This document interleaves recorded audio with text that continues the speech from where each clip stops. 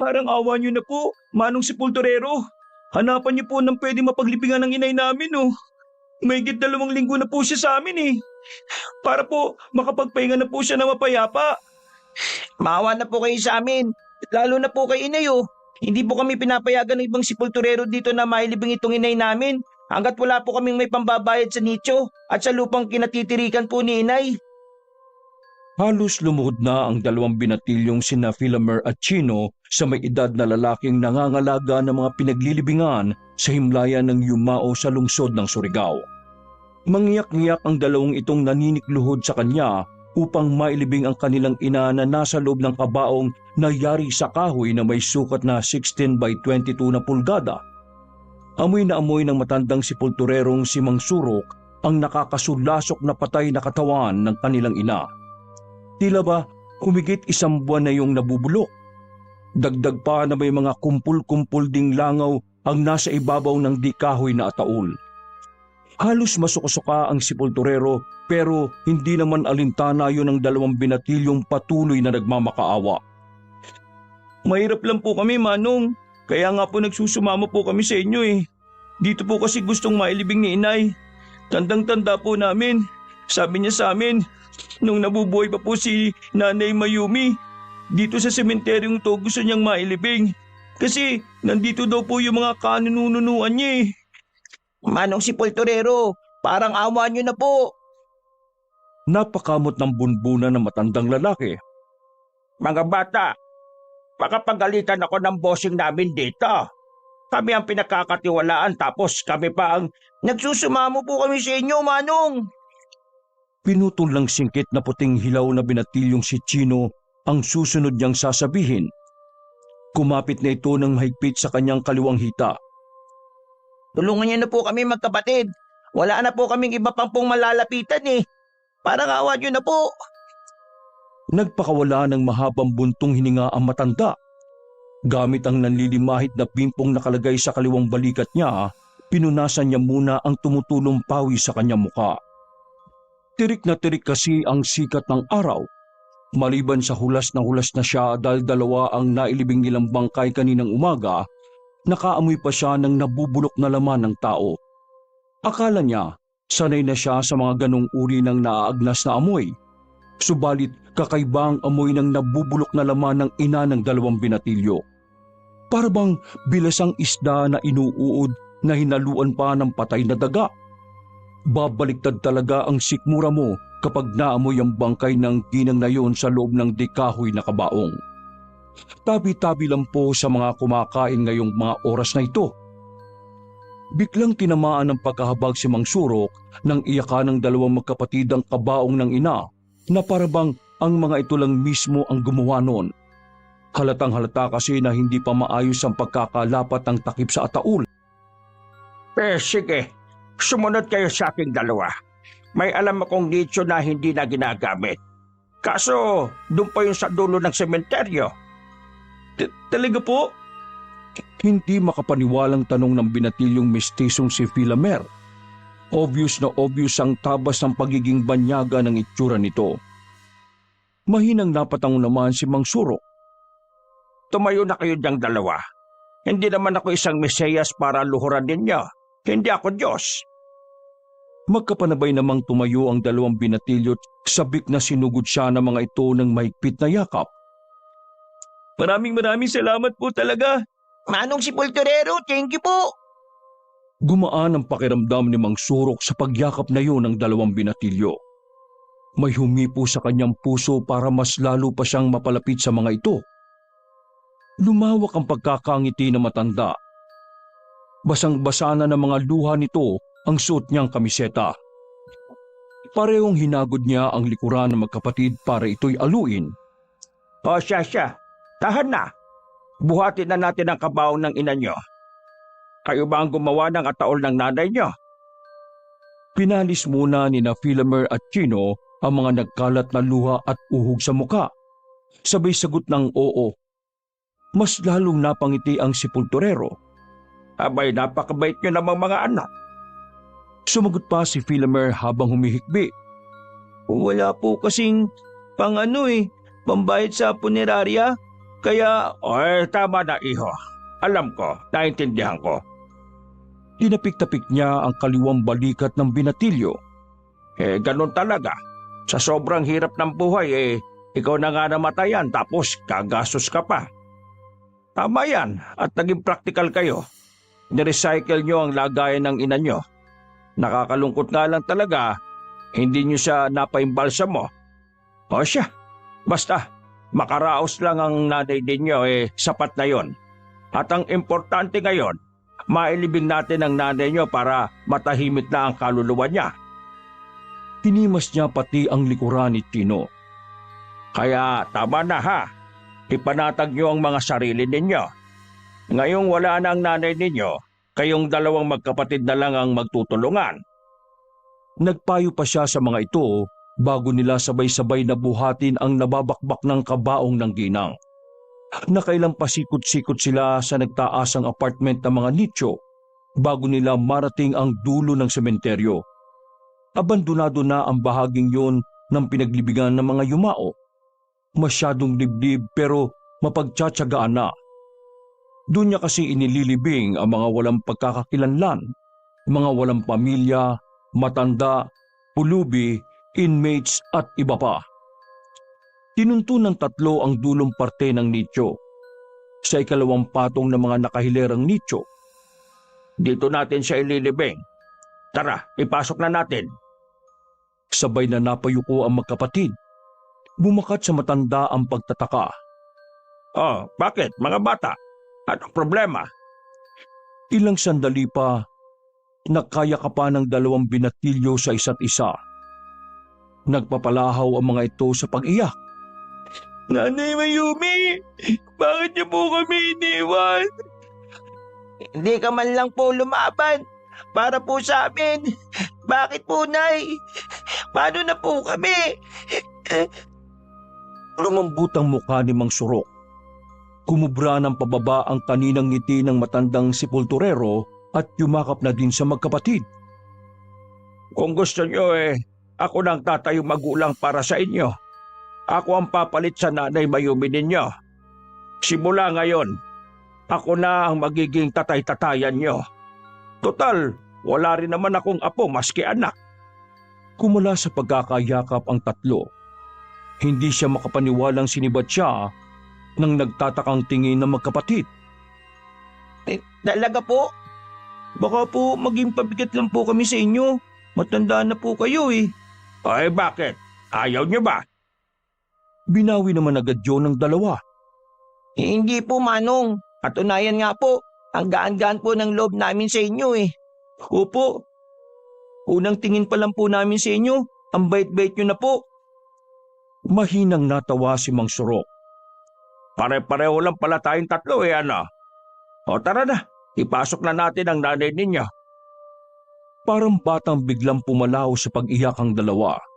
Hindi tuloy malaman ni Mang Surok kung malulungkot o matatawa nang magpalit agad ng lagay ng loob ang magkapatid. Marahas na napapakamot na lamang ang sepulturero sa ulo. Tila ba maaga yatang mauubos isa-isa ang nalalagas niyang mga puting buhok sa kalokohan ng magkapatid. Marahas na napapakamot na lamang ang sepulturero sa ulo. Tila ba maaga yatang mauubos isa-isa ang nalalagas niya mga puting buhok sa kalokohan ng magkapatid. Matapos maipagluksa ni na Philamer at Chino ang kanilang inang si Aling Mayumi at mailibing sa abandonadong himlayan ng mga yumao sa Surigao Public Cemetery, sinabihan sila na matandang sepulturerong si Manong Surok na sa bahay na niya sila tumira. Simula sa araw na yon, aampunin na niya ang magkapatid nang sa gayon hindi na siya makaramdam pa ng lumbay at may makasama din siya bago sumapit ang kanyang dapit hapon sa kanyang buhay. Kapag siya ay mawala, may mag-aasikaso din ang kanyang katawan at may maglilibing sa kanya. Gaya ng ginawa ng mga ito sa nanay Mayumi nila. Isa din sa inaalala ni Mang Surok kaya niya mismo kinupkop ang dalawang magkapatid na may halong ibang lahi upang mabawasan ang pagkaulila niya sa kanilang ina. Dito na kayo titira magkapatid simula ngayon ha? Napatingala si na Philamer at Chino sa dalawang palapag na bahay ni Mang Surok. Parehong namangha ang magkapatid sa ganda't laki ng disenyo ng bahay ng matandang sepulturero. Konkreto, matibay at sosyalin. Napipintahan nyo ng makahalong kulay puti at itim. Wow, Manong Sepulturero. Di ko pala akalain na big time po kayo ha. Manghangtura ni Chino habang sinisipat ang bawat bahagi ng bahay na matanda. Bunga yan ng 3 dekada kong pagsusubikap bilang tagapangalaga ng mga libingan dyan sa sementeryo natin sa Surigao. Ah, ganun po pala Manong? Oo, kaya hindi ako mahihiyang ipagmalaki na isa akong sepulturero. Ang galing nyo naman po, Manong Sepulturero. Napapalagok pa ng laway si Philamer habang mataman lang na nakatingala sa 2-story house ni Mang Surok. Huwag nyo na akong tawaging Manong Sepulturero. Simula ngayon, Tatay Surok. Yan ang itatawag nyo sa akin, ha? Nagkatinginan na magkapatid na Inchek at Kano. Saka magiliw at magalang nilang sinabi na, "Opo, Tatay Surok." Inakbayan niya ang 2 binatilyong itinuring na niya simula noon na kanyang mga anak. Tinanong niya pa muli ang pangalan ng 2 dahil medyo nag-uulyanin na rin siya dulot ng katandaan. Ako po si Philamer. Kaya po, Philamer ang pinangalan sa akin ng mga madre po dati sa bahay ampunan. Bago po kami kupkupin noon ni Nanay Mayumi. Dahil kalahating Pinoy po ako at kalahating Amerikano. Kaya short for Philamer. Filipino-American. Philamer. Sumunod naman na nagpakilala ang singkit na binatilyong puting hilaw na si Chino. Ako naman po, Chino. Chino po kasi kalahating taga-China. Inchik po, kalahating Pinoy naman po ako. Mas matanda po ako ng 1 buwan kay Chino. Ako po ang may tuturing na kuya po, Tatay Surok. Si Nanay Mayumi po ang nagpangalan sa akin. Kung si Kuya Philamer po ay natagpuan ni Nanay Mayumi sa bahay ampunan, ako naman po, dyan sa may lansangan. Sa may basuran po ako napulot. Malaki po ang utang na loob namin kay Nanay Mayumi. Kaya malaking kawalan po siya sa amin. Hindi man lang po namin nagantian ng lahat ng kabutihang ginawa niya sa amin.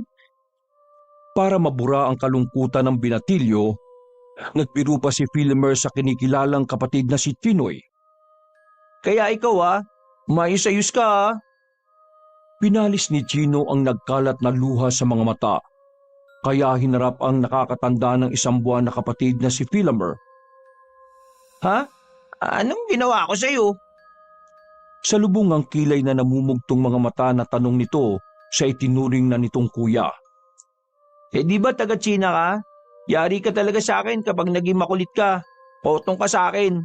Sa amin pa rin ang West Philippine Sea, no? Uy, kuya, ano kinalaman ko doon? Taga-China ka nga eh. Ikaw naman, taga-Amerika. Sinakop nyo kaya yung Pilipinas noong World War II. Mga sakim. Ba't sasagot ka pang inchik ka? Kayong sakim, inari nyo di nyo pag-aari. Kayo yun. Kayong mga inchik. Hindi. Kayo. Tama na yan. Para kayo mga bata . Malakas at pagalit na saway ni Mang Surok sa 2 binatilyo. Pareho na kayong 18, tama na. Ang tatandaan nyo na pareho na kayong may mga buhok sa kilikili at sa mga singit. Sabay umayos nga kayo. Uy, wala po Tatay Surok. Ipakita ko pa sa inyo yung sa akin. Wala ka talagang buhok dyan. Pati po sa akin, ito po makinis. Hindi po madamot, magubat. Hindi pa po ako tinutubuan yan . Ako, walang ahit-ahit. Ito po Ay. Tigilan nyo na nga yan. Nako kayo talaga Huwag nyo na ipakita sa akin yan. Meron rin ako yan. Kulubot nga lang. Tangkang huhubarin na ng 2 kanilang salawal nang kaagad na niyang niyakag ang magkapatid sa loob. Sige na, pumasok na tayo. Kayo talaga Kaya siguro maagang kinuha ang nanay ninyo dahil sa konsumisyon sa inyong 2. Sige na, kakain na tayo. Bihado kung wala pang laman ang mga sikmura ninyo. Sumunod na lamang ang magkapatid sa matanda. Nagturuan pa ang mga ito kung sino ang pasimuno. Hoy, kayo dyan. Huwag na kayo magsisiyang 2. Pareho lang kayo Tama na yan. Marami pa tayo mga gagawin ngayong araw. Magalang na napasigi sina Philomer at Chino. Palihim na nagbatukan pa ang mga ito habang nakatalikod sa kanila ang tinuturing na nilang amang sepulturero. Napalingon si Mang Surok at pinanlisikan sila ng mga mata. Natigil ang dalawa sa pagbabardagulan. Habang nasa kalagitnaan ng hapagkainan, kumain ng kamuting kahoy at ulam na sinabawang may samot-saring sariwang gulay, niyaya niya ang dalawang binatilyo na sumama sa sementeryo. Kayong dalawa, Philomer, Chino, simula ngayon na, tutulungan niyo na ako sa mga araw-araw kong ginagawa sa sementeryo. Tayo ang mag-uukay ng lupa. Minsan, tagatapal ng semento sa nicho para isara. Tagalagay ng pangalan sa puntot. Kaya kayong dalawa magkapatid, minsan tagatanggal ng mga natuyong upos ng kandila. Tagalinis ng mga libingan at kung ano-ano pa. Ano, ayos lang ba sa inyo yon? Nilunok muna ni Philomer ang inunguyang pagkain. Opo naman po. Tutulungan ka po namin ni Chino. Diba, Tol? Tumimsi muna rin si Chino ng tubig sa baso at binalingan ng sagot ang kanilang amang sepulturero. Pero po, Tay Surok, matanda na po kayo eh. Hindi pa po kayo magpapahinga. Big time naman na po kayo eh. Pensyonado na rin po kayo. Sapat na po siguro yon para lumagay na po kayo sa tahimik. Alam mo, Chino, kung magpapahinga ako dahil sa irarason ko lang pinaglipasan na ako ng panahon, may tuturing ko na rin patay ang sarili ko. Inilibing, tinapunan ng lupa, rest in peace. Mataman lamang na nakinig sina Philomer at Chino sa matanda. Kaya hanggat tumihinga pa ako, gusto ko magkaroon ng saysay ang buhay ko.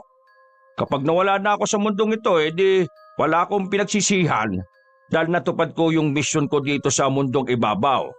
Ang maayos na mailibing ang mga lumisan na dito sa mundo. Sabay na nagkatinginan ng magkapatid sa isa't isa. Kaya, dapat alam niyo ng dalawa kung anong yung direksyon sa buhay niyo. Habang humihinga pa, malaman niyo sa mga sarili niyo anong magiging layunin niyo. Kung makakabuti ba ito sa ibang tao o makakasama. Parehong kumurba ang mga labi ni Philomer at Chino at sabay bumaling sa sepulturero. Alam na po namin. Opo, alam na po namin. Nabilaukan na matanda sa biglang pagsagot ng magkapatid. Kayo talaga magkapatid? Ano yon? Ang samahan po namin kayo sa hirap at ginhawa. Ngayon, bukas at magpakailanman. Kumagalpak ng tawa si Mang Surok nang gayahin pa ng binatilyong si Chino ang sikat na tagapamahayag na si Mel Chanco. Kung ganun pala maliban sa pagiging sepulturero, gusto niyo rin palang maging albularyo. Ang naniningkit na mga mata ni Chino ay biglang nanlaki. Napaawang naman ng bibig ang binatilyong si Philomer. Albularyo? Talaga po? Albularyo na? Sepulturero pa? Oo. Bakit? Hindi kayo makapaniwala? Kasi mas lalo po kaming humanga sa inyo, Tay. Napagsasabi nyo kasi yung caretaker sa sementeryo tapos nanggagamot pa po kayo. Mamaya, kapag may ililibing, ipapakita ko sa inyo kung paano ako nanggagamot. Matapos kumain, saglit lang silang nagpahinga bago na niya niyaya ang isang binatilyong may dugong kano at may dugong inchik. Tinulungan ng magkapatid na bitbitin ng mga ito ang pala at semento sa may timba. Bungad pa lang ng tarangkahan ng sementeryo, nadatnan na nila ang mga pamilya at kamag-anak ng yumaong kanilang ililibing. Pumasok na ang karo ng sasakyan kung saan inihatid sa huling hantungan ng labi ng namatay. O tara na mga iho. Sumabay sila sa anod ng mga taong nagluluksa. Pumuno sa magkabilang tenga ng magkapatid ang palahaw ng iyak ng mga nagsisipaglibing. Naiiyak na rin ang dalawang malokong magkapatid sa mga pag-iyak. Sumalubong ang kilay ni Mang Surok at sinaway ang dalawa. Hoy, mga iho, mga anak, bakit kayo umiiyak? Kasi po, nakakaiyak po eh. Dinalahit pa ng ubo si Chino. Saka suminga sa dulo ng kamiseta ni Philomer. Grabe, sobra pong nakakayak. Para pong may matay na ako. Kuya Philomer, saluhin mo ko. May matay ako. Kaya na. Oy, kayong dalawa. Umayos nga kayo. Para kayo mga timang dyan Halina kayo. Kunwaring pinalis ni Philomer ang mga nangingilid nitong luha sa mga mata. Nandidiring pinahid nito ang dumikit na uhog sa damit nito ni Chino. Uy, Gino, kadiri ka talaga. Siningan mo pa yung damit ko nakakayak naman talaga Ikaw kaya ang umiyak. Kung di ka ba naman sipunin? Yak, umiyak kaya ako. Pero hindi naman ako kasing OA na kagaya mo. Oy, ano bang pinagtatalunan yung dalawa dyan? Bilisan niyo! Nandun na sa nicho yung ililibing natin Narinig pareho na magkapatid ang malakas na sigaw ni Mang Surok. Nandiyan na po, Tay. Eto naman si Tatay Surok. Parang hindi mabiro. Malamang iiyak tayo. May namatay Halika na. Paunahan tayo kay Tatay Tinapik ni Philomer si Chino sa likuran at pagkatapos ay tumalilis. Uy, ang daya mo, Kuya Philomer. Wala pang ang go Tumakbo na kagad. Uy, sandali. Naguunahan na ang dalawa patungo sa matanda. Di tuloy sinasadya na nababangga nila ang mga taong nakaputing nagsisipaglibing. Hingi naman ang hingi ng dispensa ang magkapatid sa parang ginawa ng playground ang sementeryong yun ng dalawa na taya-tayaan. Pagkarating sa nasabing nicho, naabutan nila na binabasbasan na ng pari ang kabaong ng namatay.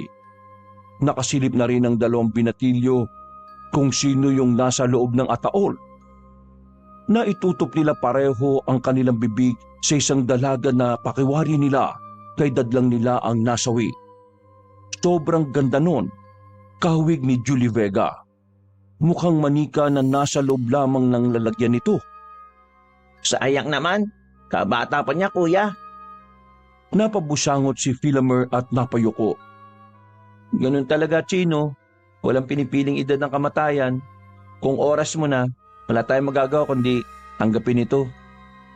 Pumagitna naman si Mang Surok sa dalawang magkapatid at magkabila itong inakbayan na matanda. Kaya kayo mga bata, habang mga bata pa kayo piliin nyo maging masaya. Huwag niyong problemahin ang maliit na bagay. Kapag nalulungkot kayo, kausapin nyo lang ako. Makikinig ako. Huwag niyong itatago ang mga problema ninyo. Hindi kayo iba sa akin. Para ko na rin kayo mga anak. Maliwanag ba? Magkasabay na sumagot ang magkapatid. Opo, Tay. Gagawin po namin yan. Huwag niyong sayangin ang buhay niyo sa stress at problema. Hindi ko kayo pipilitin kung ano yung gusto niyo o magpapaligaya sa inyo. Pero hangad ko maging mabuti kayo sa kapwa ninyo. I-enjoy nyo lang kung ano ang hilig nyo sa buhay. Dala ng kuryosidad, tinanong ni Philomer kung anong nangyari sa kaedad niyang inilibing. Tay, ano po bang ikinamatay? Inunahan na niya ang binatilyo. Tumenya si Mang Surok gamit ang hintuturo na parang hiniwa niya ang kanyang liig. Agad na naintindihan naman yon ni Philomer at Chino kung ano ang ikinimatay ng dalagang yon. Okay po. Nagpakama.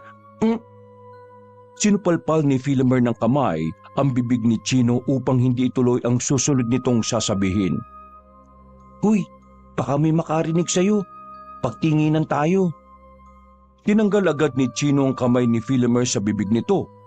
Para kasing may naamoy itong hindi maganda galing sa palad ng kapatid. Kuya, ano ba yan? Ang baho. Natikman ko pa. Ay, sorry Chino. Pinangkamot ko pala to ng pet ko. Nangati kasi kanina Oh, ayan na naman, ang kati. Inilusot nito ang kanang kamay sa puwet at marahas na kinamot ang butas ng puwet nito. Hoy, ang baboy mo, kadiri. Kaya pala amoy tol. Para pang masusuka-suka si Chino nang malasahan ng malat-alat na galing sa kamay ng kuya. Philomer, Chino, ano kayo? Ang iingay nyo. Nagtatasal na yung pare oh. Kaagad na itinikom ng dalawang binatilyo ang kanilang bibig. Matapos ang pagdarasal, muling pumailan lang sa sementeryong yon ang mga palaho ng pag-iyak ng mga kamag-anak. Inilibing na nila yung dalagitang namatay at ipapasok na sa loob ng nicho nito. Pero bago yon, may inanunsyo muna si Mang Surok sa pamilya at kamag-anak. Sino po ba sa inyo ang may sakit dito? Tinanong niya ang mga nagsisipaglibing. Tumaas sa mga kamay ng pawang matatanda na may dinaramdam. Pati ang ginang na may deprensya sa mata. Humaplo si Mang Surok sa kabaong ng dalagitang inilibing. May ibinulong siya sa hangin. Sige po, magsilapitan na po dito yung mga may sakit. Pagkalapit ng mga may karamdamang makikilibing, isa-isa niyang hinawakan ang mga ulo nito. Pumikit ulit si Mang Surok at may inusal na kung ano. Pagkadilat ay napangiti ang matandang sepulturero. Sige po, pwede na po naming ilibing ito. Bukas na bukas din, gagaling na po kayo. Nailipat ko na po ang mga sakit ninyo sa inyong patay. Nagkatingin ng muli ang magkapatid. Nakaawang ang bibig. Manghang-mangha ang dalawa. Ibig sabihin, yun ang tinutukoy sa kanilang magkapatid na kakayahang magpagaling ng tatay-tatayan nilang sepulturero bilang albularyo. Ang paglipat ng sakit ng taong nabubuhay sa taong patay na bago yun mailibing. Ganyan pala ang ginagawa ni Tatay Surok sa panggagamot. Oo nga eh, sa pagiging sepulturero niya rin pala, nagagamit yung pagiging albularyo niya. Sana turuan din tayo ni Tatay Surok kung paano yan, no, Chino? Napatango ang kapatid niyang binatilyong inchik. Oo nga, ikaw ang higa, ako ang hahaplos. Nanlaki ang mga mata ni Philomer sabay bato kay Chino. Napahimas ng likuran ng ulo ang binatilyo. Aray ko naman. Kupakan kita dyan eh. Hoy, Philomer, Chino, pumarito kayo. Kung ayaw niyong isama ko kayo sa pagpasok dito. Nagsukatan pa ng tingin ng magkapatid. May dumaloy na kuryente sa pagitan ng isa't isa. Tsaka sinunod ang tatay-tatayang sepulturero. Kayo na ang magtapal nito. Kukuhanin ko lang yung lapida nito sa itaas. Sabay na tumango ang dalawa. Maigi nila yung tinakpang mabuti at pininis ang semento. Di kalaunan, umalis na rin ang mga nagsisipaglibing maski ang mga magulang na iyak ng iyak matapos sindihan ng kandila ang puntod ng anak. Dalawa na lamang silang nandoon sa patong-patong na nicho habang hinihintay ang ama-amahang si Mang Surok. Habang naghihintay, nakarinig sila parehong magkapatid na may hinang panaghoy. Biglang nakaamoy ng hindi kaaya-aya ang dalawa. Para bang nabubulok na laman. Napalunok si Philomer at marahang tumingin sa nakababatang kapatid. Takot na takot ito, habang si Chino ay tumatagaktak na ang pawi sa sobrang kaba na napapalunok pa. Naaamoy mo ba yung naaamoy ko? Oo, naamoy ko. Amoy patay. Nanginginig ang labing ibinuka ni Chino ang bibig. Utik, may nagpaparamdam na. Ina ako. Pinatukan ni Philomer si Chino. Ang utot mo pala yung amoy patay. Putik ka talaga. Sapo ni Chino ang tiyan habang namimilipit sa sakit. Taing-taing na talaga ako, kuya. Pinipigil ko lang eh. Ang tagal naman kasi ni Tatay Surok. O sige na, tumayo ka na dun. Sa likod ng nichong yun, oh. Turo ni Philomer sa likod ng nanlilimahid na puntod. Diyan lang ah, sa madamong baging yan. Kuya Philomer, samahan mo ko. Hinagod nito ang makapal na buhok sa konsumisyon sa kapatid. Anak ng titing naman oh. Kaya mo na yan. Natatakot ako kuya. Ang laki-laki mo na. Kuya, bilisan mo na. Tay-tay na ako eh. Ayan, mautot ako. Naitakip kagad ni Philomer ang kamay sa bibig matapos sunod-sunod na magpasabog ang kapatid. Sige na. Eto na ako. Sus Mariosep naman oh. Bilisan mo lang ah. Baka dumating na si Tatay Surok eh. Nagsalita habang takip-takip ang bibig.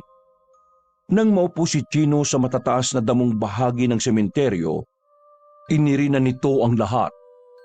Umusal din silang dalawa ng makailang beses ng tabi-tabi po, habang inilalabas lahat ng binatilyong inche ang sama ng loob. Kuya, kuha ka naman ng pampahid sa pit ko. Nagsalubong ang kilay ni Philomer. Kunyemas ka naman. Pati ba naman yun problemahin ko? Bilis na kuya. Naitirik nito ang mga mata at naghanap ng papel sa basurahan. Pumunit ito doon ng kapiraso at inabot sa binatilyo. Oh, ito na. Bilisan mo. Ang baho eh. Kinuha ni Chino ang isang pahinang lukot na papel ng dyaryo na galing sa basurahan at saka ipinuna sa puwet nito. Ano? Tapos na ba? Hindi nakasagot si Chino. Gumuhit sa itsura ni Philomer ang pagtataka. Sinilip nito ang kapatid na parabang natigalgal na nakatuwad. Malakas na tinawag nito ang binatilyo. Uy, Chino! Ano? Tapos na ba? Parang natulala ka dyan. Ano nangyari sa'yo? Isinuot na nito ang hinubad na salawal. Utal-utal itong may sinabi sa nakakatandang kapatid. Kuya, nakita ko po si Nanay Mayumi. Dumaan siya sa harap ko. Malungkot siya, kuya. Malungkot po siya. Naipagsak ni Philomer ang balikat. Sino naman? Wala na si Nanay Mayumi, no? Masaya na siya sa piling ng ating Panginoong Hesus. Namamalikmata ka lang. Saka kita mo, nangangalumata ka na. Dala lang ng puyat yan. Ikaw kasi, nire-replyan mo kasi yung mga baklang nag-aalok sa'yo ng 150. Iwasan mo na yung pagpupuyat. Kung ano-anong nakikita mo tuloy. Pero kuya, si Nanay Mayumi talaga. Tara na. Naririnig mo yun? Tinatawag na tayo ni Tatay Surok.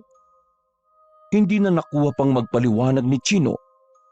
Nagpatangay na lang ito sa kinakapatid habang tinatanaw sa malayo ang kaluluwa ng inang si Aling Mayumi na matamlay ang muka.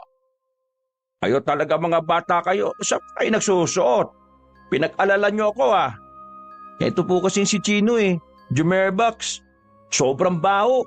Mas masahol pa sa amoy ng patay eh. Ala, si Kuya Philomer. Parang siya. Kala mo hindi amoy patay yung tae niya. Gwapo lang tayo pero pare-pareho tayong mababawan tae no? Oo, ayan. Magsisimula na naman kayong dalawa. Tumigil na nga kayo. Pare-pareho lang tayong pantay-pantay ang amoy ng utot natin. Gusto nyo ipaamoy ko yung sa akin ha? Ayan. Sabay na nanlaki ang pares na mga mata ni Philomer at Chino at sabay na tumingin sa isa't isa. Tandao, amoy imbornal, Tatay Surok. Tuluyan ng bumaliktad ang sikmura ni Philomer. Napasokan nito sa sobrang bahong utot na inilabas ni Manong Surok. Tigilan mo na yung kaartihan mo, Philomer ha. Tara na, umuwi na tayo. Sa hapon naman, may aasikasuhin ulit tayong ililibing mamaya. Sinunod na lang ng magkapatid ang sinabi ni Mang Surok. Tangkang paalis na sana ang tatlo nang magsalita si Chino. Tatay Surok, pwede po bang dumaan muna tayo sa puntod ni Nanay Mayumi? Ipagtirik po muna natin siya ng kandila. Sumama ang timpla ng pagmumukha ng matandang sepulturerong bumaling sa binatilyo. Anak, Chino, pagod na ako eh. Pwede bang, Tay, wala pa pong 40 days si Nanay Mayumi. Ha? Ano ba pinagsasabi mo anak? Philomer, ano bang sinasabi nitong kapatid mong to? Hinarap ni Philomer ang nakababatang kapatid. Chino, anong nangyayari? Anong pinagsasabi mo kay Tatay Surok? Bakas ang pamumutla sa mukha ni Chino. Para ba itong natuturete o nababalisa? Kuya Philomer, hindi matahimik si Nanay Mayumi. Nagpapakita siya sa akin, kuya. May gusto siyang sabihin sa akin. Nangangailangan po siya ng tulong natin, kuya. At anong tulong naman yon, Chino? Naningkit ang mga mata ni Mang Surok. Para ding nagliliyab ang pares na mga mata noon nang tinanong si Chino. Tatay Surok, nakita ko po kasi kanina si Nanay Mayumi. Malungkot po ang mukha niya. Para pong nangingi siya ng tulong. Tulungan po natin si Nanay Mayumi, Tay. Hindi pa po siya matahimik eh. Hindi po ba albularyo po kayo? Baka naman po makausap mo si Nanay Mayumi para po matahimik na po talaga yung kaluluwa niya. Tumawa ng malakas si Mang Surok. Albularyo ako anak, hindi espiritista. Huwag ka magpatawa dyan. Ang lakas mo namang mag-joke. Ito ang pinaka nakakatawag narinig ko sa tarang buhay ko. Nagbaba ng ulo si Chino para tuloy itong nainsulto sa sinabi ng may edad na lalaki. Tay naman, hindi ako nagbibiro. Umihingi po talaga si Nanay Mayumi ng tulong. Humihingi ng tulong, hindi nagsasalita. Pinagloloko mo ba ako, Chino? Malakas na napailing ang binatilyo. Hindi po, Tay. Hindi kita niloloko. Alam mo, iho, yang nakita mo, katang-isip mo lang yan.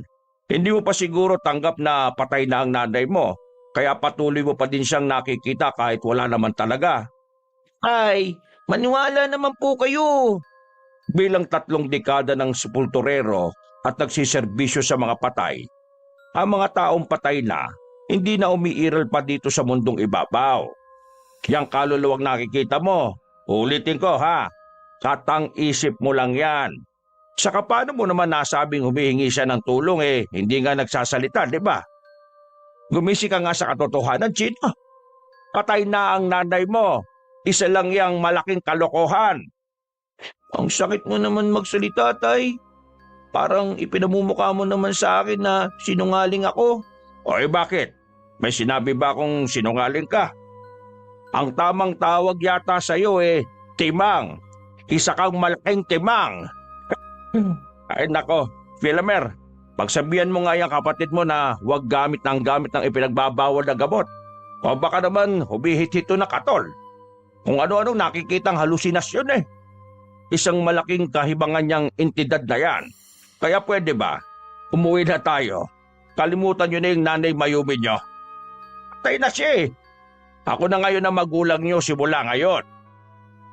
Ang buhay pa na nandito na kumupkup sa inyo. O dali na, umuwi na tayo. Pinaiinit yung ulo ko Mabilis na naglakad palayo o matandang sepulturerong ramdam na ang nagliliyab na presensya. Tuluyan ng bumigay ang loob ni Chino. Hindi na kinayanan ng binatilyo ang mga sinabi ng matandang albularyong sepulturero. Sabi naman si Tatay Surok, bakit ganun? Wala ba siyang damdamin? Pinagluluksapan natin si Nanay Mayumi. Kung makaasta siya, parang dinidiktahan tayo na tuluyan na natin kalimutan ng taong unang nagpalaki sa atin. Hinagod-hagod naman ni Philomer ang likuran ng nakababatang kapatid para aluhin. Hayaan mo na si Tatay Surok. Matanda na kasi kaya masyadong bugnutin Saka isa pa, binata pa. Walang asawa, walang jowa. Pagpasensya na lang natin. Pero kuya, hindi ko talaga matanggap Kaya natin yan. Matapang tayo, di ba? Tanda mo yung sabi ni nanay dati nung nabubuhay pa siya? Dapat, palagi tayong maging matapang sa hamon ng buhay. Niyakap ni Chino ang kuya-kuyahan nitong si Philomer. Kumalas naman sila sa pagkakayakap nang paggalit na tawagin sila ng malakas ni Mang Surok. Ay, ano ba kayong dalawa? Kanina pa ako tawag ng tawag sa inyo Drama kayo ng dramang dalawa. Para sabihin ko sa inyo wala tayo sa teleserye at hindi kayo mga artista. Bilisan nyo na! Naaaksaya nyo oras ko Pinalis ni Philomer ang mga luhang nangilit sa mga mata ni Chino. Iniyakan na ng binatilyo ang nakababatang kapatid. O tara na, huwag mo nang isipin si Nanay Mayumi. Masaya na si Nanay kung nasan man siya naroon ngayon. Huwag mo na ring isipin ang mga sinabi ni Tatay Surok. Sumunod na lang tayo sa kanya, okay? Pinanatag ni Chino ang kalooban.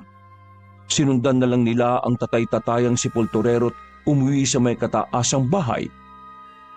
Pagka-uwi, kaagad na humilata ang tatlo sa kama dala ng pagod. Nilamon sila pare-pareho ng kaantukan. Wala pa mang kalahating oras sila nakakatulog, napabalikwas na napasigaw ng bangon si Chino. Parang hingal kabayo itong umiiyak. Napabalikwas din ang bangon ng matandang si Mang Surok at Philomer sa sigaw ng binatilyo. Marasa napakamot ang ulo ang maedad na lalaki sa pagkakaunsyamin ng kanyang masarap na pagkakatulog. Estorbo naman oh. Bakit ka ba sumisigaw Ano bang iniiyak-iyak mo dyan? Tatay Surok, Kuya Philomer, si Nanay Mayumi, napanaginipan ko. Sabi niya sa akin, kinulam po siya. Nakahawak po siya sa tiyan niya. Sumasakit daw po yun eh. Para daw tinutusok. Kuya, alam ko na kung ano yung kinamatay ni Nanay Mayumi. Kinulam siya. Kinulam ang nanay natin. Hinawakan ni Philomer ang nakababatang kapatid na binangungot. Panaginip lang yun, Chino. Hindi yun totoo. Kabaliktaran yung panaginip mong yun. Baka kasi iniisip mo si Nanay Mayumi bago ka matulog kaya mo siya napanaginipan. Hindi, Kuya Philomer. Parang totoo po. Humihingi po siya ng tulong sa akin. Gusto niya po ng ustisyang mahanap kung sino yung taong kumulam sa kanya. Hindi po matahimik ang kaluluwa niya eh. Kuya, hanggat hindi natin mahahanap ang taong pumatay kay nanay, hindi talaga siya matatahimik. Oo, Tana. Itong tubig oh. Ikalma mo yung sarili mo. Lakasan mo yung loob mo. Ayos lang yan. Wala pa namang 40 days si nanay eh. Sigurado kung gumagala pa yung kaluluwa niya, kaya siya nagpapakita sa'yo. Pero totoo kuya, may kumulam sa kanya. At Surok, tulungan niyo po kami ni Kuya Philomer. Lalong-lalo na po si nanay namin na hanapin ang taong kumulam kay nanay. Parang awa niyo na po. Gaya ng dati nung una niyang nasilayan ng magkapatid, lumambot muli ang mukha niya at ang kanyang puso sa mga ito. Tila tumago sa kanyang damdamin ng pagsusumamo ng binatilyo. Gusto niyo talagang malaman ang taong kumulam sa nanay niya? Sinimot muna ni Chino ang laman ng baso ng malamig na tubig bago tumango-tango na sumang-ayon. Opo tatay, gusto po naming malaman kung sino yung pumatay kay nanay. Kinulam po siya eh. Nakakatiyak po kami. Di ba po Kuya Philomer? Mahinang nakitango na rin ng binatilyong si Philomer. Tama po yun Tatay Surok. Sobrang malusog po si Nanay Mayumi namin nung nabubuhay pa siya eh. Puro kinakain nga po nun, mga gulay at prutas lang. Hindi po siya kumakain ng karne. Sa edad po niya na 6 na po, wala po siyang kahit na anong sakit. Hanggang isang araw po, hindi na po siya nagising.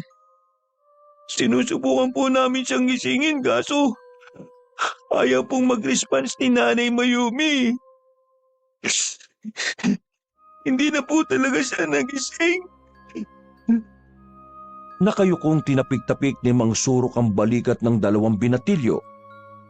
Pero bakit hindi niyo siya dinala sa purinarya? Sa morgue noon. Marami naman pwedeng tumulong sa inyo, di ba? Burial assistance at death assistance. Parehong napailing ng ulo sila Philomer at Chino. Ayaw po kasi ni Nanay Mayumi ng gastos hanggang sa kauli-uli ang buhay niya eh. Yung ipon po niya sa SSS at sa burial, para daw po sa amin yun. Hanggang sa kauli-uli ang buhay, iniisip niya pa rin kami. Kaya yun po Tatay Surok, gumawa po kami ng kabaong magkapatid para kay nanay. Ibinurol po namin siya sa amin kaso lang po, kami lang pong dalawang magkapatid ang nasa burol ni nanay noong mga panahon na yun eh. Eh kahit na, dapat tumingi pa rin kayo ng tulong sa ahensya natin o gobyerno. Napabuga ng malalim na hangin si Mang Surok. Pero, hayaan niyo. Pagkatapos nating maglibing mamaya, aalamin natin ang taong kumulam sa inyong nanay sa pamamagitan ng pagtatawas ko mamaya. Okay? Tuwang-tuwa na nagpasalamat sina Philomer at Chino. Kasabay noon ang makabagbag damdaming pagyakap sa mabuting sepulturerong albularyo. Matapos masikaso ang panghuling libing sa araw na yon, 7:00 ng gabi nang isagawa ni Mang Surok ang kakaibang pagtatawas. Pinahanda na matandang albularyo ang mga tipikal na kasangkapan sa pagtatawas sa dalawang binatilyo. Isang stainless na palanggana, maligamgam na tubig at mga kandila. May kakaibang dahong kulay ube rin na bitbit ang sepulturero na hindi mawari ng magkapatid kung ano. Ngayong nakahanda na ang mga gagamitin natin sa pagtatawas, umpisahan na natin. Anunsyo ni Mang Surok sa magkapatid. Nahiwagaan naman ng kaunti si Chino kung anong gagawin ng matanda. Sigurado po ba kayo, Tatay Surok? Epektibo po yung gagawin nyo para po malaman natin kung sino ang kumulam kay Nanay Mayumi? Sinibat na masamang tingin ng matanda ang binatilyo. Bahagyang nasindak si Chino sa tingin yun ng ama-amahan. Ay bakit, Chino? Minamalit mo ba ang maaari kong gawin? Nanginginig na sumagot ito sa kanya. Hindi naman po, Tatay. Nagtatanong lang naman po ako eh. Nagbaba ng tingin ng binatilyo. Tinapik ni Philomer ang kanan nitong balikat. Huwag ka na kasing sumagot. Tumutulong na nga yung tao eh oh. Nagtatanong lang naman eh. Masama ba? Bahagyang nagtaas ito ng kanang kilay. O sige na, simulan na natin. Isinuot ni Mang Surok ang pulang bandana sa kanyang noo. Nag-Indian seat ang tatlo. Habang ang nasa gitna ay ang stainless na plangganang may laman ng mainit na tubig. Sinindihan niya ang puting kandila at pinatakan yung palanggana ng tulo nun. Pagkapatak ay may sinambit na kakaibang lingwahe ang matanda. Pumikit siya habang umuusal ng mensaheng pinapadala niya sa kandila sa pagtatawas. Sa bawat patak ng kandila, kakibat noon ang makapangyarihang katagaan na gusto niyang sabihin. Tila ba nagkaroon siya ng koneksyon sa bawat pagtulo ng kandila sa planggana at sa bawat pagbigkas, mas tumitindi ang nararamdaman ng magkapatid sa presensya ng ama-amahan. Kuya, tumatay yung balahibo ko. Yung tibok ng puso ko, kuya. Ang lakas. Huwag ka mag-alala, Chino. Ganyan din ang nararamdaman ko. Yung tibok ng puso ko ay para sa'yo. Mahal na ata kita, Chino. Uy, kuya, umayos ka nga. Nakuha mo pang magbiro. Kung totoo man tong nararamdaman ko, hindi ako nagbibiro. Tumigil ka nga, kuya. Mas lalo tuloy akong kinikilabutan sa pinagsasabi mo eh. Hinimas ni Chino ang mga balahibong nagsitayuan sa braso nito. Pataman lang na minamanmanan na magkapatid ang susunod na maaaring gawin ng albularyo. Binuksan ni Mang Surok ang pares ng kanyang mga mata. Nanlaki ang mga mata ng magkapatid ng purong itim na parehas ang mga mata na matanda. Patuloy pa rin sa pagsambit ng makapangyarihang kataga si Mang Surok. Hindi mo ako kaya. Kailanman, hindi mo ako matatalo. Hindi mo maaagaw ang magkapatid sa akin. Umalis ka dito. Sinabi ko umalis ka. Alis! Alis!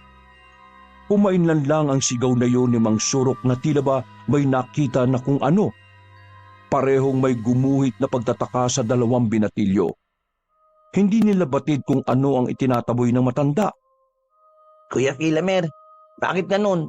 Parang may kinakalaban yata si tatay ah. Hinaan mo ang boses mo. Marinig ka ni Tatay Surok. Ano ba yung tinataboy ni Tatay Surok? Hindi ko maintindihan eh. Baka yung kumulam kay Nanay Mayumi. Ganun ba? Oo, kaya sana matalo na ni Tatay Surok yung kumulam kay Nanay. May pagiganti ni Tatay ang kamatayan ng ina natin. Sana nga, kuya. Pwede, tiko mo na yung bibig mo.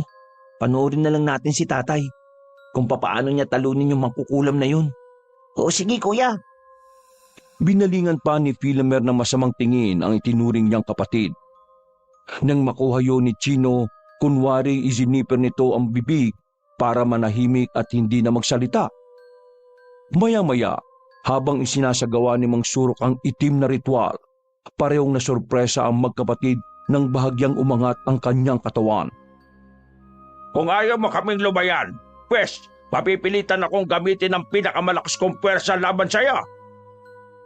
Ipinagdaop ni Mang Surok ang parehong mga palad. Ikiniskis niya yon hanggang sa mag-init. Napangiti siya nang baliin niya ang nasindihang kandila. Kapag dakay, nakarinig siya ng malakas na panaghoy. Nagkatinginan muli ang magkapatid sa maraming pagkakataon. Tila pamilyar sa dalawang binatilyo ang pagsigaw na yon. Kuya, si ano yun ah? Naputol ni Chino ang susunod na sasabihin nang kumalma na ang buong paligid. Namatay na rin ang sindi ng kandila na pinutol ni Mang Surok. Paglapat ng katawan ng matanda sa sahig, bumalik na rin sa normal ang kanyang mga mata. May kinuhang natuyong kandila sa planggana ang matanda. Ipinakita niya yon sa magkapatid na binubundol pa rin ang takot sa mga nangyari. Base sa hugis sa tulma ng natuyong kandila, isa yung babae. Etong kumulam sa Nanay Mayumi nyo. Magkapanabay na tumayo ang dalawang binatilyong tinitigang maigi ang natuyong kandila sa may planggana. Kinutuban bigla si Chino sa hindi nito malamang dahilan. Ano pong nangyari, Tatay Surok? Natalo niyo po ba yung babaeng kumulam sa inainahan namin? Mahinang napatango si Mang Surok. Mahirap siyang kalabanin, pero mabuti na lang nawala na siya. Hindi na niya kayo guguluhin pa. Nalaman niyo po ba kung anong pangalan ng kumulam kay nanay? Hindi. Basta, wag mo na akong tanungin. Ang importante, natalo ko yung pumatay sa nanay niyo. Maliwanag? Pinandilatan niya ng mga mata si Chino. Nakita niyang napalunok sa takot ang anak-anakan. Umangat ang sulok ng kanyang labi. Opo, Tay. Nagtatanong lang eh. Ang init na kaagad ng ulo. Makilakasan yung sinasabi mo. Alam mo naman bingi na ako eh. Tanda na. Opo. Sorry po. Parang biglang kinuryente ang bibig ni Chino at natatarantang sinagot ang matanda. O ngayon patay na rin ang kumulam sa Nanay Mayumi nyo. Tumigil na kayo. Lalo ka na, Chino. Naipagiganti ko na ang nanay mo. Tingin ko naman matatahimik na ang kalooban mo. Hindi na magpapakita sa iyo yon, sigurado ako dyan. Tinalikuran na ni Mang Surok ang magkapatid. Nag-iwan naman sa dalawang binatilyo ng makahulugang mensahe ang kanilang tatay-tatayan sa kanila. Wari bang nakakatiyak na ang matanda na hindi na nga magpaparamdam si Aling Mayumi kay Chino. Kuya Philomer, sana nga matahimik na si Nanay Mayumi. Sana napatay na ni tatay nating sepulturero yung kumulam sa kanya, no? Ang dami mong inaalala, Chino. Di ba, sinabi na nga ni Tatay Surok na pinatay na niya yung kumulam kay nanay. Kaya mo na yun. Dapat nga magpasalamat pa tayo kay Tatay Surok eh. Kundi dahil sa kanya, hindi natin makukuha ang hustisya na para kay Nanay Mayumi. Pero kuya, may kutob talaga ako na buhay pa yung kumulam kay nanay eh.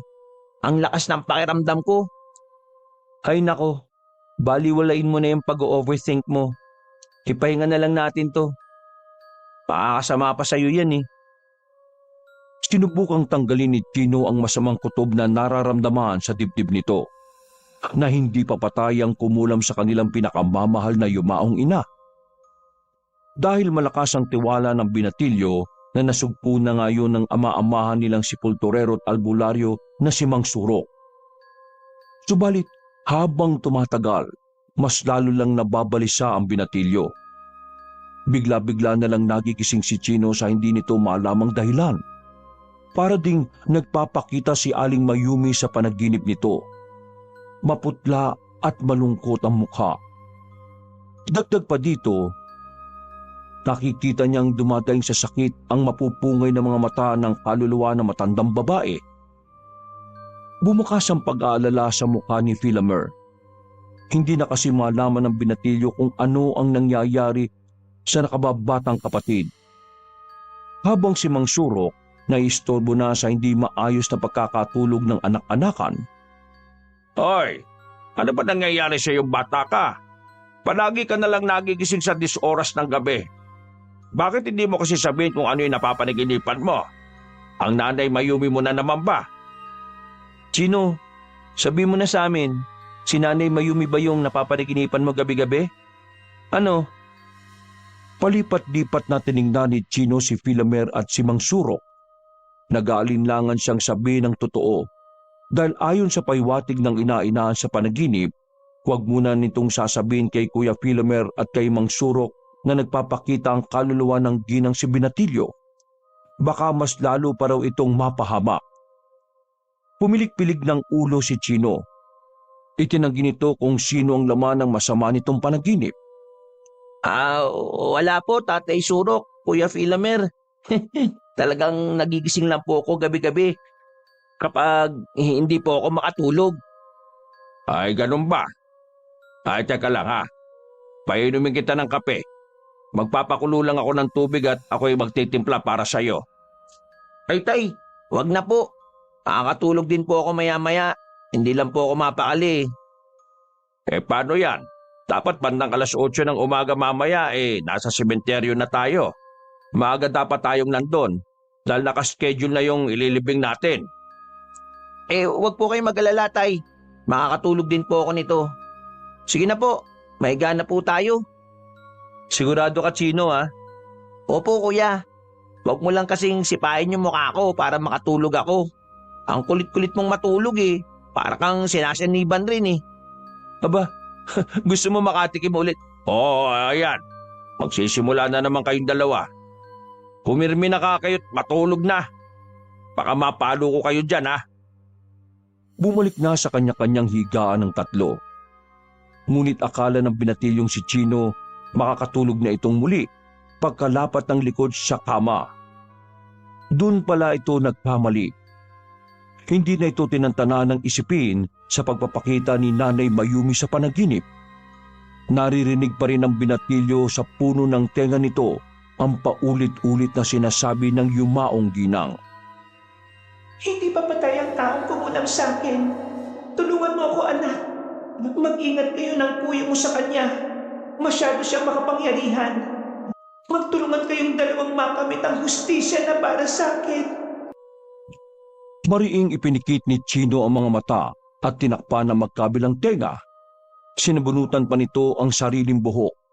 Para bang masisira ang eardrums ng binatilyo sa umaalingaw-ngaw na panaghoy na yon ng ginang. Nanay Mayumi, tama na po. Huwag na po niyo akong guluhin. Gusto ko na pong matulog. Patahimikin mo na po ang isipan ko, Nay.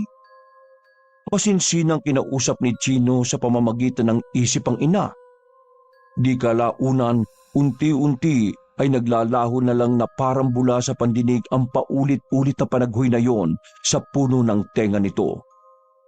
Nagpasalamat naman ang binatilyo sa ginang. Nangangako po ako sa inyo, Nanay Mayumi. Hahanapin po namin ni Kuya Philomer ang taong kumulam sa inyo. Kami po mismo magkapatid ang tutugis sa kanya. Nauna pa sa pagsikat ng araw ang tatlo na pumunta sa sementeryo. Tinuntun nila ang nityong paglilibingan ng bago nilang customer. Naghalo na kagad ng semento ang magkapatid. Habang si Mang Surok, hindi mapakaling nagpapalinga-linga sa paligid. Hindi maganda ang timpla ng kanyang muka. Para bang may gumugulo sa kanyang isipan. Isa pa sa napansin ng magkapatid na para bang may ibinubulong siya sa hangin na hindi nila mawari kung ano. Hindi na nakatiis si Philomer na tanungin kung ano yung bumabagabag sa isip na matanda. Tay, bakit hindi po kayo mapakali dyan? May nakikita po ba kayong hindi namin nakikita ni Chino? Ay, pasensya na. Ganun ba yung napapansin nyo sa akin mga anak? Kapwa naman napatango ang magkapatid. Opo, Tay. Ano po bang nangyayari? Ay, wala ito. Ganito lang siguro pag tumatanda na. Alam nyo na, marami nang iniinda na kung ano-ano. May depresya na sa utak. Ay sige na, ituloy nyo na lang yung paghahalo ng semento. Malapit nang dumating ang panibagong ililibing natin. Sigurado po kayo, Tay, ha? Baka gusto niyo pong umuwi muna kayo sa bahay. Kami na pong bahala dito ni Chino. Yakang-yaka na po namin ito. Oo nga po, Tay. Sisiw na po sa amin to. 2 buwan na rin po simula nung kinupkup niyo po kami at ipinasok sa hanap patay na ito. Nagtaas baba naman pareho ang magkabilang kilay ng dalawang binatilyo. Ay, hindi. Tutulungan ko na kayo. Sayang din yung kikitain natin ngayong araw. Wala akong bayad. Ilang sandali pa dumating na ang karo ng patay habang nasa likuran ng mga taong nakaputing nagsisipaglibing. Inabangan nyo ng 3 maglilibing doon. Subalit parehong nanlaki ang mga mata ni Philomer at Chino nang makitang may nakatayong babae sa ibabaw ng sasakyang pampatay. Isang matandang babae. Kuya, nakikita mo ba kung ano yung nakikita ko? Oo, si Nanay Mayumi. Sa wakas kuya, nakita mo na rin siya. Sabi ko sa iyo eh. Sa isang kisap mata lang, bigla na lang nawala ang ginang sa ibabaw ng karo. Nagkatinginan muli ang magkapatid. Wow! Magic! Pareho silang tumalikod nang makaramdam ng malamig na presensya. Ganun pa lamang ang pagkagimbal ng magkapatid nang tumambad sa kanila ang kaluluwa ni Aling Mayumi. Ubod ng lakas na napasigaw ang dalawang binatilyo sa gulat. Napatras sila ng palapit ang entidad ng ginang. Nanay Mayumi, ano pong pakay mo? Tapos na ang 40 days mo ah. Bakit ka pa rin nagpapakita kay Chino? Sa aming dalawa, pinatay na ni Tatay Surok yung kumulam sa inyo ah. Mas nagdilim ang anyo ng matandang kaluluwa. Hindi pa patay ang taong kumulam sa akin. Nay, sabi mo na kasi sa amin kung sino yung taong kumulam sa inyo. Kaya ka namatay. Magsalita ka naman na maayos. Kapag dakay nawala na namang parang bula sa kanilang harapan ang multo ni Aling Mayumi. Pumihit naman palingon ang magkapatid nang tawagin silang pareho ni Mang Surok. Philomer! Chino! Tulungan niyo na ako dito, dali! Agad namang dinaluhan ng magkapatid ng matanda at sabay na binuhat ang kabaong para ipasok sa kinalalagyan nitong nicho. Nagkatitigang muli ang magkapatid sa isa't isa. Hanggang ngayon, palaisipan sa dalawang binatilyo kung sino ang sumalbahe kay Aling Mayumi hanggang sa bawian ito ng buhay. Habang inihintay ang panibago nilang ililibing sa sementeryong yon, umalis muna si Mang Surok para may asikasuhin sa bahay. May kukuhain daw itong ibang kagamitan sa pag-ukay na ibabaon naman nilang patay sa paglilibingan sa kabilang bahagi ng sementeryong yon sa lupa. Naiwan na magkapatid sa libingan ng mga yumao sa gawing patong-patong na nicho. Doon na nakakuha ng pagkakataong pag-usapan ng binatilyo ang tungkol sa pagpapakita at pagpaparamdam ng inainahan nilang si Aling Mayumi. Sino nga ba talagang kumulam kay Nanay Mayumi, Chino? Bakit hindi siya matahimik? Hindi ko nga alam, kuya eh. Ipaalam na ulit natin ito kay Tatay Surok. Tsaka kung tutulungan niya tayong muli na alamin kung sino yung pumaslang kay nanay. Pero kuya, napanaginipan ko kasi si Nanay Mayumi nung isang araw. Huwag daw natin itong sasabihin kay tatay. Yun ang sabi niya. Ha? Bakit? Napakibit balikat si Chino. Hindi ko alam kuya. Baka ayaw ni nanay na may maistorbo pang ibang tao. Hindi naman na ibang tao si Tatay Surok sa atin eh. Bakit ayaw ipasabi ni nanay? Ewan ko kuya. Sobrang gulo. Sobra na akong... Ano ito? Oh, bakit Chino? Anong nangyari sa'yo? Bakit parang may... Hala? Ang kati. Ang nakakairita. Ano ba itong nangyayari sa atin? Ay, ang sakit. Ang kati-kati sobra. Kuya, kamutin mo yung likod ko. Hindi ko maabot eh. Ang kati. Nagpapakamot ka pa. Ang kati nga din ng likuran ko. Di, magkamutan na lang tayo ng likod, kuya. Marahas na nagkamutan ang magkapatid sa isa't isa. Parang may mga maliliit na bulating gumagapang sa loob ng balat ng dalawang binatilyo. Mas tumindi pa ang pangangati ni na Philomer at Chino nang hindi lang bulate ang nasa likod ng kanilang balat, kundi maninipis na mga linta. Kuya, ang sakit-sakit na. Paano natin tatanggalin to? Sino bang gumagawa nito sa atin? Hindi ko alam. Ang sakit sobra. Dumadami na sila. Kayong kumulam kay Nanay Mayumi. Tayo naman ngayon ang susunod niyang patayin sa itim na kapangyarihan niya. Nasaan ba kasi si Tatay Surok eh? Hindi natin tanggal to. Aray! Napaiga na ang dalawang binatilyo sa lupa. Gumulong-gulong na ang mga ito. Maibsan lang ang nararamdamang matinding pangangati sa buong katawan. Kuya, umabot na sa ulo ko yung mga bulate at linta. Aday ko. Nasa sentido ko na nga rin eh. Diyos ko, Panginoon, tulungan niyo po kaming magpatid. Ang kati na po sobra. Diyos ko, mga anak, anong nangyayari sa inyo? Mabilis na tumalima si Mang Surok nang datnan niya ang 2 binatilyong nangingisay na sa sobrang pangangati. Tay, tulungan niyo po kami. Sobrang kati na po. Gumawa na po kayo ng paraan, Tay. O sige, sige. Teka lang. Hetong kandila. Hawakan niyo pareho yan. Sisindihan ko lang. Magdadasal ako. Gagawin ko yung ritual. Sinunod ng 2 binatilyo ang sinabi ng Mang Surok. Hinawakan nga ni na Philomer at Chino ang kandila. Sinindihan ng tuktok noon. Saka sinimulan ng umusal ng orasyon. Huwag niyong bibitiwan ha. Kahit ano mangyari, hayaan niyong tumulo sa katawan niyo ang patak ng kandila. Hindi na nakasagot ang magkapatid. Habang tumutulo yun, nakapikit si Tatay Surok at inuorasyonan ang 2 binatilyong kinukulam. Sa bawat mainit na pagtulo ng likido ng kandila sa katawan ng dalawa, ay ang pagdaing ng mga ito na tinutuyo yun sa balat ni na Philomer at Chino. Tiisin niyo lang mga anak. Makakaraos din kayo. Ilang sandali, naubos na rin sa kamay ng dalawa ang mga kandilang hawak. Umalon-alon ang dibdib ni na Philomer at Chino. Nanginginig pa rin ang katawan ng 2 binatilyo habang umuusok ang ibabaw ng dibdib ng natuyong kandila doon. Tuluyan ngang nawala ang pangangati sa buong katawan ng magkapatid.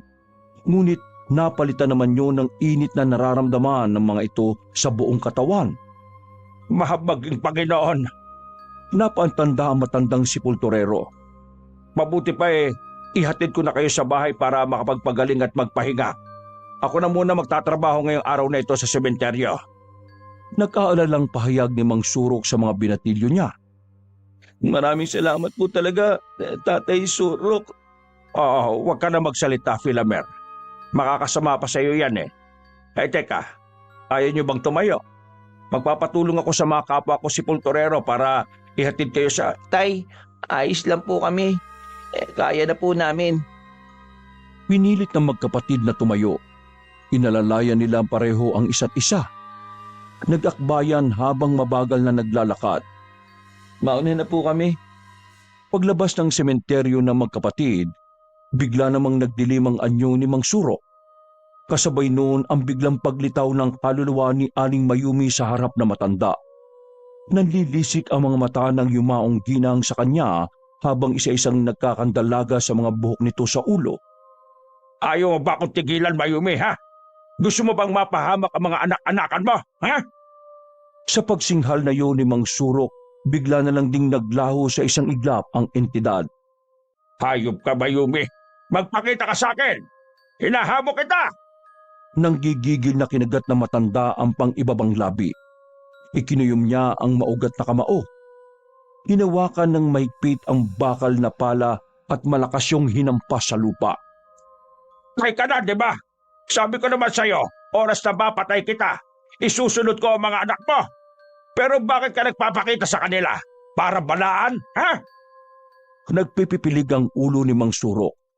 Matalimang tingin niyang inilibot sa paligid ng sementeryo. Sinasabi ko sa'yo, magpakita ka pa ulit sa akin. Kukulamin ko ulit ang 2 anak mo. Sisiguraduhin ko sa iyong mamamatay na sila sa itim na kapangyarihan ko. Hala! Sige, Mayumi! Dito ka! Pumailan lang ang sigaw na iyon ng sepulturero. Walang tugon o anumang nagpakita sa kanyang kakaibang nilalang. Gusto mo pa yata dalawin kita Sige, silence means yes! Parang hungkag na tumawa ng malakas si Mang Surok. Parang isang mabangis na mangkukulam. Mabigat ang presensyang naglakad ang matanda patungo sa abandonadong dulo ng sementeryo kung saan nila inilibing si Aling Mayumi. Pagkarating sa abandonadong himlayan ng mga yumao, sumabog agad ang amoy ng nakakasulasok sa paligid. Dumapo yun sa kanyang ilong, ngunit hindi yun alintana ng albularyong sepulturero. Nang nasa tapat na si Mang Surok ng puntod ni Aling Mayumi, walang atubiling binutas niya ang lapida nito. Unti-unting binakbak ang semento. Hanggang sa sumilip na nga ang dikahoy na kabaong kung saan nasa loob ang labi ng ginang. Hinatak niya yun. Marahas na tinanggal ang takip. Tumambad sa kanya ang inuuod na katawan ni Aling Mayumi. Ngumiti ng nakakaloko si Mang Surok. Sa paningin niya, Parang isang magandang babae pa rin ang nakahiga sa kabaong yon. Kahit maging kalansay man ito, hindi pa rin nagbabago ang nararamdaman niya sa isang taong patay na. Mayumi, Napayuko si Mang Surok at ilang saglit pa, bigla na lamang siyang napahagulgol. Dahan-dahan ay nagbago din maski ang personalidad ng matanda. bakit hindi mo ako minahal?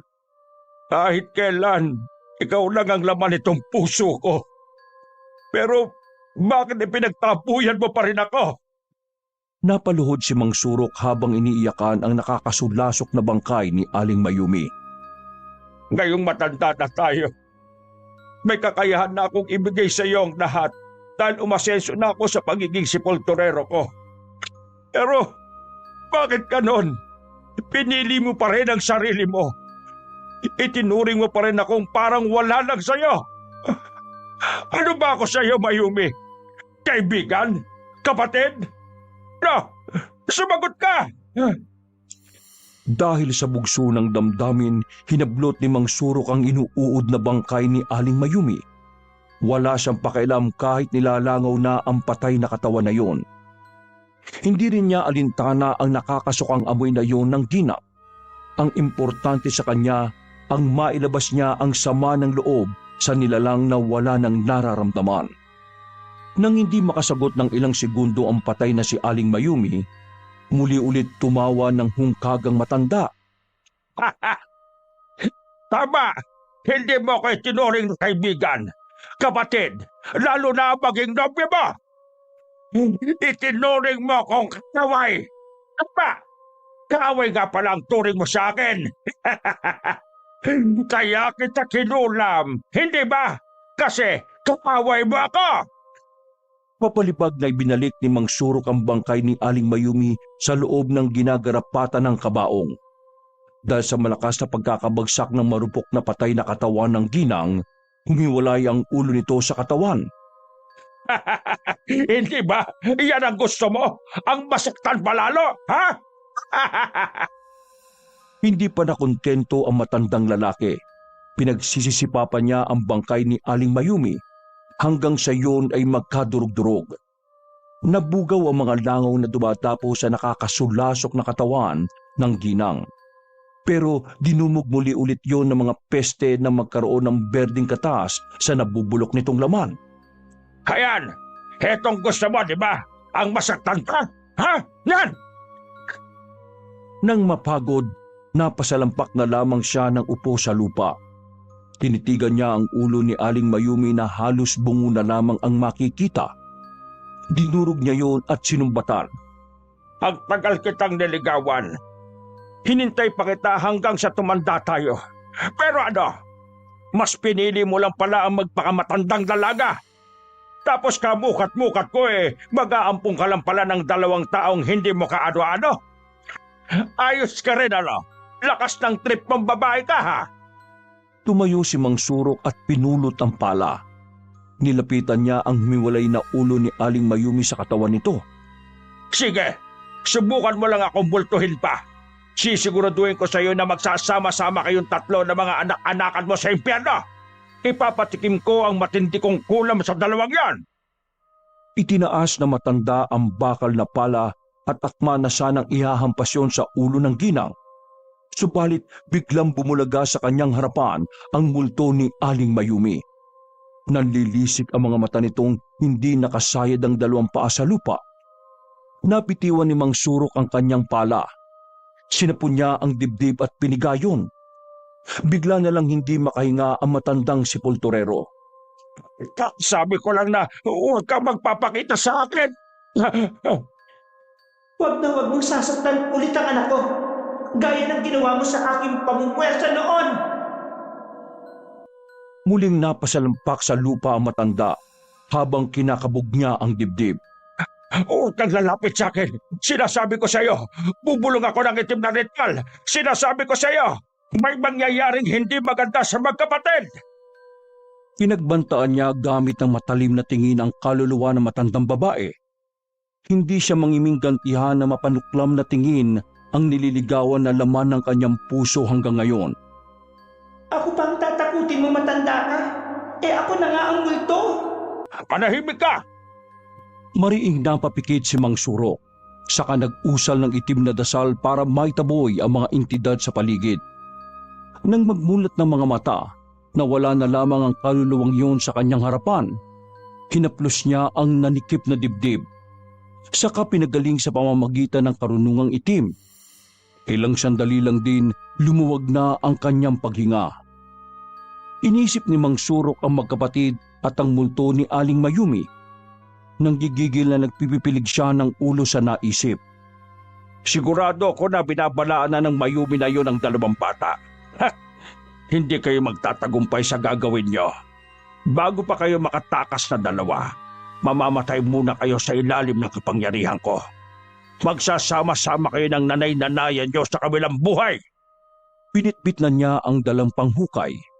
Gaya kaninang pagpunta sa abandonadong sementeryo, mabigat din ang presensyang lumabas siya sa libingan ng mga yumao sa lungsod ng Surigao.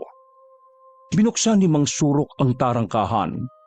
Pumanhik siya sa ikalawang palapag. Pagkarating sa kwarto ng magkapatid, naabutan niyang nag-iimpake na sina Philomer at Chino. Bumakas ang pagkagulat sa dalawang binatilyo sa biglang pagpasok ng kanilang demonyo't baliw na ama-amahan. Saan kayo pupunta magkapatid, ha? Parehong napaangat ang magkabilang balikat ng dalawang binatilyo sa singhal na yun na matanda. Kasi po, may lalaka... Tatakasan niyo ako magkapatid, ano? Pinandilata ni Mang Surok ng naninindak niyang mga mata ang dalawang binatilyo. Tay Surok, bakit ka po may hawak na pala? Saan ka po nang galing? Bakit amoy patay po kayo? Tigilan mo akong i-check ka. Huwag mong ibrahin ang usapan. Tatanungin ko kayo ulit. Saan kayo pupunta? Bakit kayo nag-iimpake? Tatakasan niyo ako, no? Hindi po sa ganun, Tay. Kasi ano? Binalaan kayo ng nanay Mayumi niyo na tumakas. Dahil ako ang nangkulam sa kanya. Tama, no? Tatay, kasi... Sagot! Nanatiling nakatikom ang bibig ng dalawang binatilyo. Para bang nagyelo ang buong katawan ng magkapatid sa takot sa kaharap. Aba, ayaw niyong sumagot, eh? Atay naman kasi. Turo po kasi sa amin ni Nanay Mayumi na wag pong sumagot sa nakatatanda. Bastos po yun. Ano? Namimiloso po ka pa? Tuluyan ng nasiraan ng bait si Mang Surok. Itinaas niya ang kanyang pala gamit ang pangkukay at takbang ihahampas na sana sa ulo ni Chino. Nang mabilis niyang itinulak si Philomer. Atin ko! Bumagsak ng malakas ang puweta ni Mang Surok. Doon na hinudyatan ni Philomer si Chino. Chino, takbo na! Hinakbangan ng magkapatid ang umaaring kingking sa sakit na matandang sepulturero.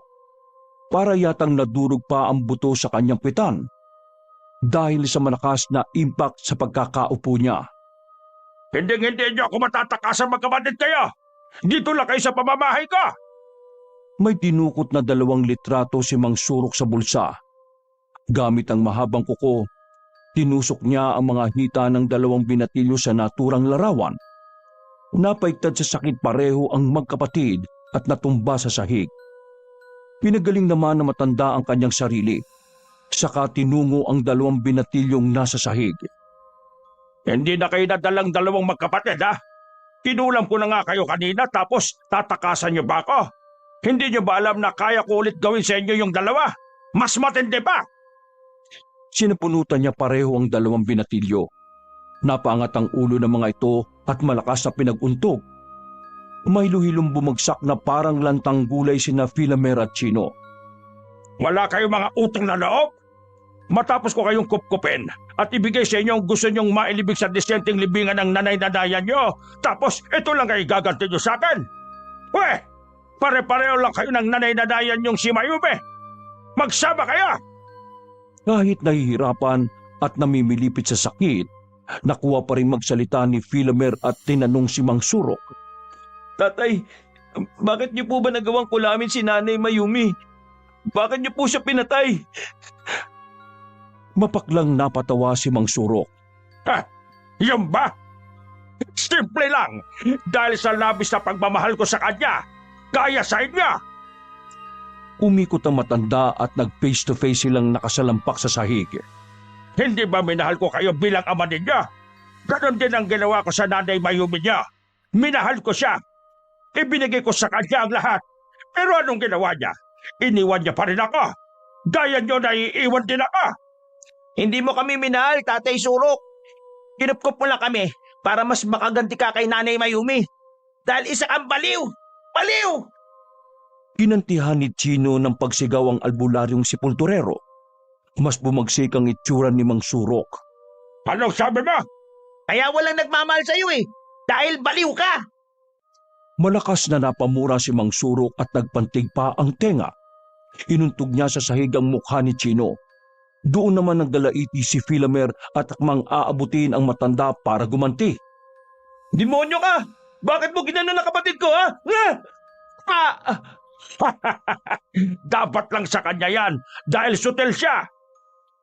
Tumayo ang mangkukulam na sepulturero. May mga hinugot pa siya sa kanyang bulsa ng mga itim na kandila. Huwag na nating patagalin pa ito. Uumpisaan ko na ang matinding kulam para sa inyong magkapatid. Natatapos sa inyong buhay. Sinindihan ni Mang Surok isa-isa ang mga itim na kandila. Itinuros niya yon sa sahig. Hinang-hina pa rin ng dalawang binatilyo't hindi makatayo. Nasa ilalim pa kasi sila ng kapangyarihan ng matanda. Matapos maitirik ang lahat ng itim na kandila, nag-Indian-sita matandang mangkukulam na sepulturero. Itinapat niya ang litrato ni na Philomer at Chino sa apoy ng itim na kandila. Naramdaman agad ng dalawang binatilyo ang pagkulo sa kanya-kanyang tiyan. Para bang napapaso ang mga ito. Tatay, tama na! Ang sakit! Ang init po, tay! Yung tiyan ko! Mga ulol. Kailan niyo pa ako naging tatay? Kaaway! Kaaway ang turing ko sa inyong magkapatid. Gaya ng nanay-nanayan ninyo. Naghuhumiyaw na lamang sa sakit ang magkapatid. Gaya sa senaryo sa sementeryo, nagpagulong-gulong ang dalawang binatilyo nang nag-aapoy na ang mga katawan nito. Ayan, sisilabang ko kayo ng buhay. Nung Bigla na lamang umihip ang malakas na hangin na parang may dumaang kung anong nilalang. Namatay ang mga sindi ng itim na kandila. Saglit pa, bumulaga sa matandang sepulturero ang multo ni Aling Mayumi. Surok, sabing huwag na huwag mo sasaktan ng mga anak ko. Pagkapatay ng mga itim na kandila, doon lamang tumigil ang pagpapahirap sa dalawang kaawa-awat inosenteng magkapatid. hindi makialam dito, Mayumi. Tay ka na. Kaya manahimik ka na. Ikaw ang manahimik. Kayo mga kampo ng dilim ang dapat na manahimik. Nakakabinging na naghoy ng pagkalakas-lakas ang kaluluwa ni Aling Mayumi. Hindi naman nakayanan ni Mang Surok ang tindi ng ingay na umuukupa sa buong bahay. Doon na rin nakakuha ng pagkakataon si Philomer at Chino. Dinampot ng binatilyong si Philomer ang pala na nasa sahig. Habang nakatakip ng magkabilang tenga ang matanda, hinampas nila ng buong lakas ng pala ang ulo ng demonyong albularyong sepulturero. Nagising si Mang Surok nang mapagtantong nasa madilim na siyang kinalalagyan. Hindi niya malaman kung nasaan siya naroroon.